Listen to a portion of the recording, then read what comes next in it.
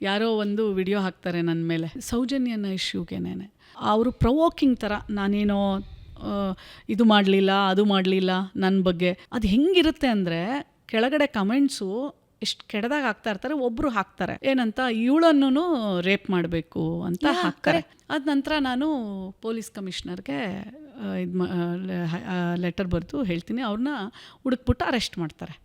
Arrest ಮಾಡಿದ್ಮೇಲೆ ಕರ್ಕೊಂಬಂದರೆ ನಿಮ್ಗೆ shocking ಆಗುತ್ತೆ.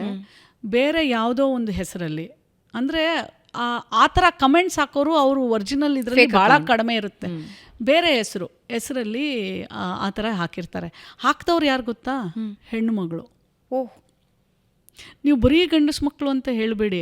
ಅಂದರೆ ಮೇಲ್ ಹೆಸರಲ್ಲಿ, ಗಂಡು ಮಕ್ಕಳ ಹೆಸರಲ್ಲಿ ಆ ಹೆಸರು ನೋಡಿದ್ರೆ ಮೇಲ್ ಅಂತ ನಿಮ್ಗೆ ಅನ್ಸುತ್ತೆ.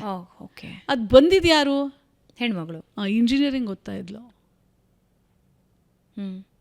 ಜೈಲ್ಗೆ ಹೋಗ್ತಾ ಇದ್ಲು ಅವಳು. ಯಾಕೆ ಹಿಂಗೆ ಮಾಡಿದೆ ಅಂತ ಕೇಳಿದ್ರು.